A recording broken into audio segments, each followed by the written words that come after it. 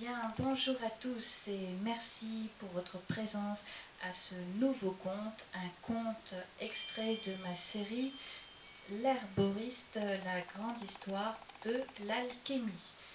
Un jeu de mots plutôt, que j'ai fait, alchimie en français, alchemia en arabe. Et le conte que je vous ai choisi aujourd'hui est justement un conte alchimique qui va vous emporter très très loin, vous qui rêvez de voyager, de faire le tour du monde. Eh bien, c'est parti pour un pays digne des mille et une nuits. J'ai nommé le Maroc.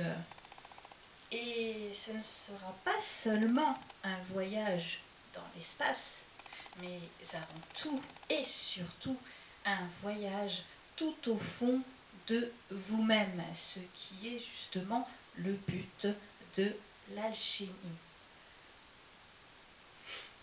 Alors le conte que j'ai choisi spécialement pour vous s'intitule L'histoire de Baba Carmousse, le teinturier alchimiste. Alors c'est parti, fermez vos yeux et surtout méditez. Ou alors, vous pouvez garder aussi les yeux ouverts, mais que votre esprit soit vraiment très concentré, car ce conte est porteur de nombreuses clés en lien avec ce chemin alchimique.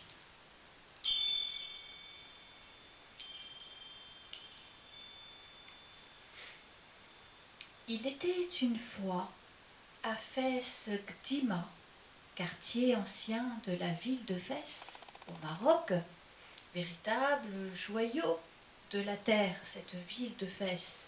Il était une fois donc un père de famille qui connut un incroyable destin.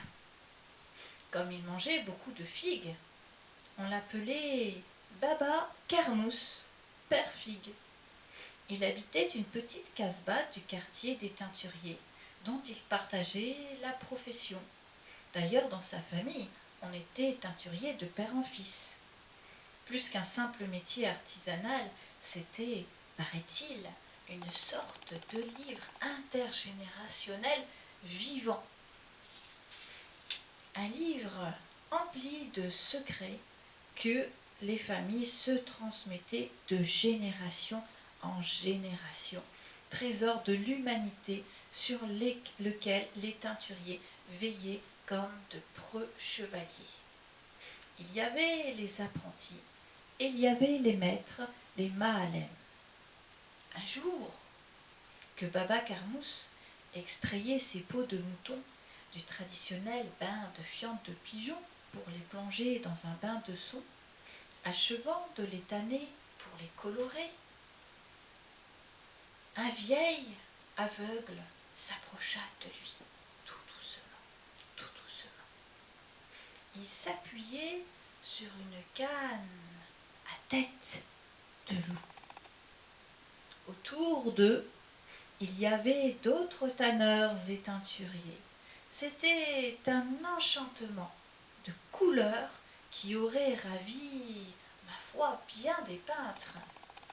Ici, tout était odeur, couleur et son. Bien que très occupé par ses peaux, Baba Carmousse remarqua le vieil aveugle et lui demanda ce qu'il faisait là. Peut-être s'était-il perdu, pensa-t-il, mais l'aveugle ne répondit mot et repartit tout doucement, comme il était venu, avec sa canne à tête de loup.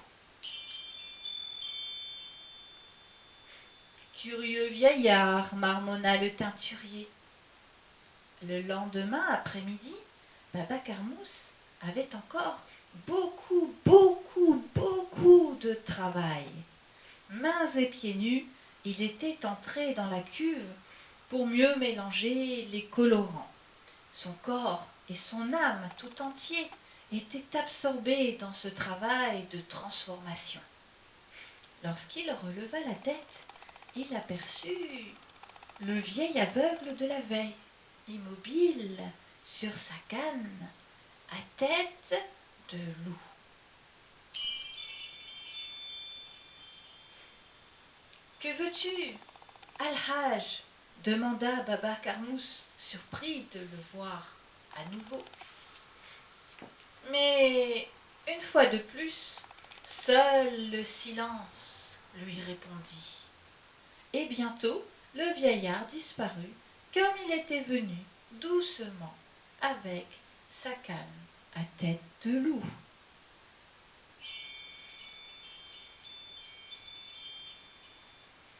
Le 3e jour, au matin, Baba Carmousse retourna à son travail d'artisan.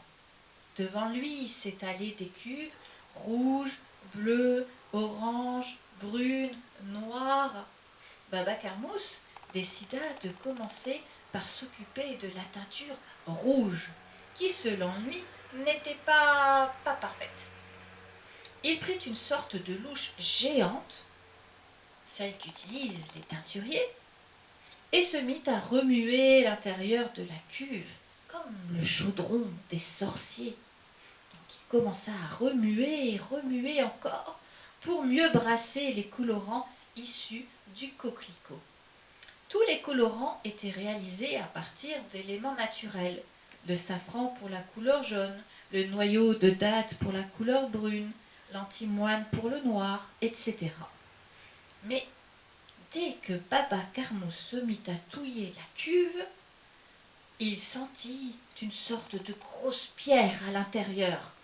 Et quelques secondes plus tard, une tête sortit brutalement du liquide rougeâtre. C'était un spectacle si effrayant, comme si une tête décapitée baignait dans son sang, que le pauvre Baba Carmousse fit un bond en arrière et faillit s'évanouir.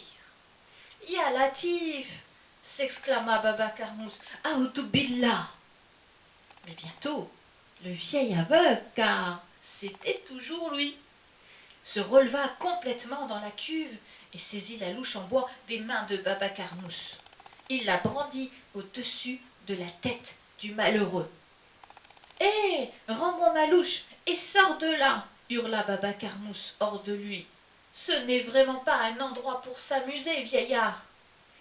Alors cette fois, enfin, l'aveugle ouvrit la bouche et dit « Je ne sortirai de la cuve que si tu me rapportes la lumière. » Baba Carmousse était abasourdi.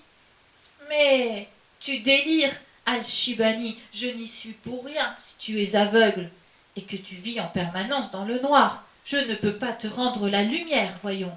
Demande à Allah, le Dieu de la terre et des cieux, pas à moi, pauvre créature. » L'aveugle, furieux, commença à frapper tout autour de lui avec la louche,